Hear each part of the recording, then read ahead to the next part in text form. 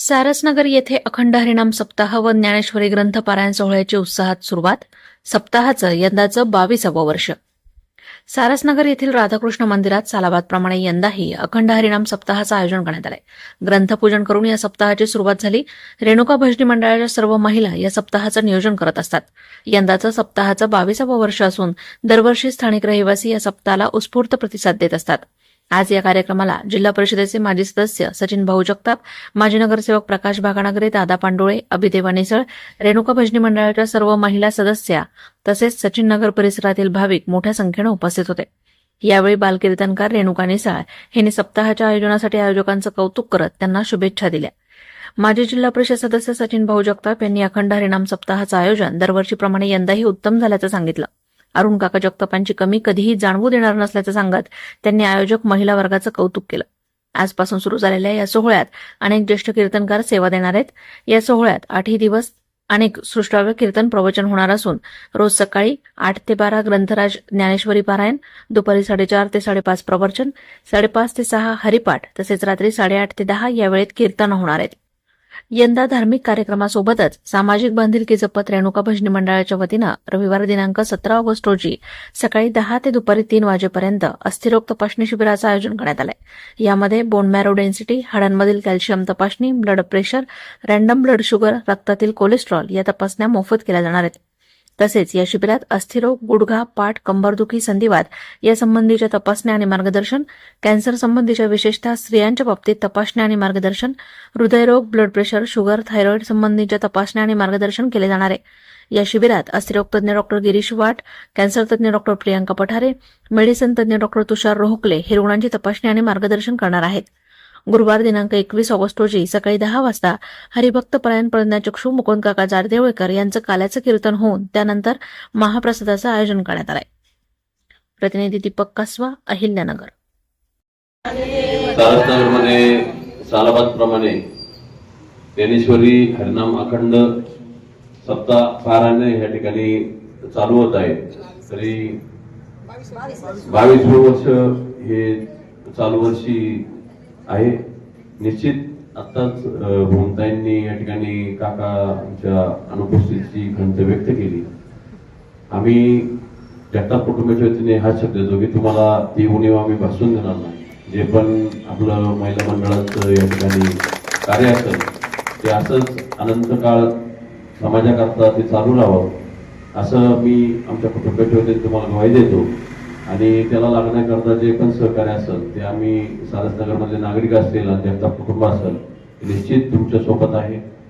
हा एक समाजात चांगलं कार्य करण्याचा आपल्याला एक सप्ताह असतो की ज्या माध्यमातून आपण समाजाला वेगवेगळ्या कीर्तनकारांच्या असेल, प्रवचनकारांच्या असेल त्या माध्यमातून आपण समाजाला दिशा देण्याचं आणि आपली संस्कृती टिकवण्याचं कार्य करत असतो. निश्चित महिलांची उपस्थिती अशा कार्यक्रमांमध्ये पुरुषांपेक्षा जास्त आहे आणि ती असणं अनिवार्य आहे. कारण की महिलाच ह्या अशा आहेत की ज्यांना आपण आदिशक्तीचं स्वरूप मानतो. तुम्ही जे कार्य करू शकता ते दुसरं पुरुष मंडळी किती शक्तिवान असले तरी ते करू शकत नाही. तुम्ही म्हणजे दुसऱ्या जीवाला जन्म घालण्याचं जे कार्य करता आणि तुमच्याच हातात संस्कार टिकून ठेवण्याचं काम खूप मोठं समाजाचा भार तुमच्यावरती आहे की तुम्हाला उद्याच्या काळात जो समाज घडवायचा आहे हा महिलांनाच घडवावा लागणार आहे. कारण पुरुष घरात किती वेळ असतो हे सगळ्यांना माहिती आहे आणि घरात आपण ज्यावेळेस पुरुष मंडळी नसतात तर महिलाच हे घर चालवत असतात आणि तुमच्याच खांद्यावरती सगळा कुटुंबाचा भार आम्ही सोपवून बाहेर विना म्हणजे कोणती काळजी मनात न बाळगता निवांत आम्ही फिरत असतो, आमचे कार्य करत असतो. हे महिलांच्याच हाती खूप मोठी ही समाज घडवण्याची मशाल आहे. तुम्ही ह्या अखंड हरिनाम सप्ताहाच्या माध्यमातून जो समाज घडवण्याचं कार्य करताय तुमच्या महिला मंडळाला मी जगताप कुटुंबाच्या वतीने, संग्राम भाईंच्या वतीने मी शुभेच्छा देतो आणि या ठिकाणी थांबतो. गणेशाय नमः. श्री गुरुभ्यो नमः. श्री सरस्वत्यै नमः. धर्माच्या करिता भास जगती रामानी धाडी रे. ऐसे जाणून राम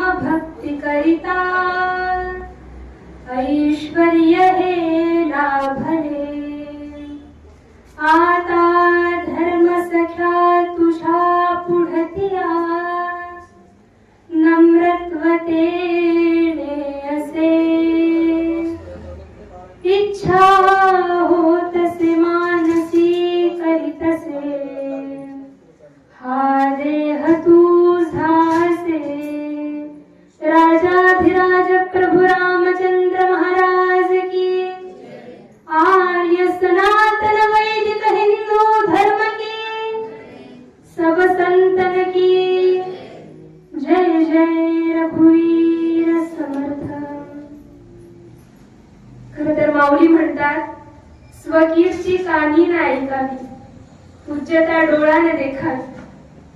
माऊलींच्या उक्तीला आपण थोडं तरी जागतो का असा मला प्रश्न पडतो.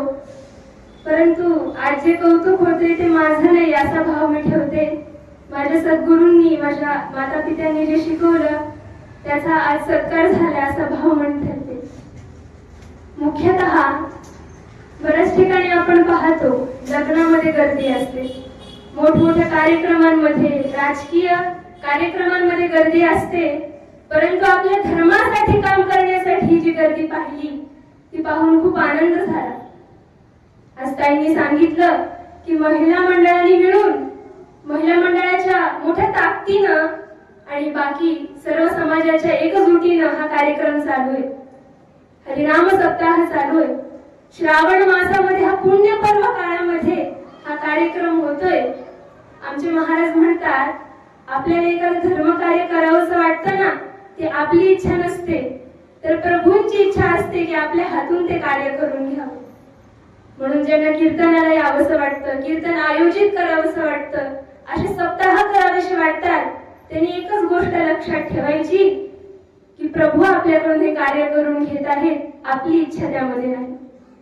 आज अत्यंत आनंद होत आहे की एवढ्या सुंदर कार्यक्रमाला, त्याच्या उद्घाटनाला त्याची साक्षी म्हणून आज येता आलं.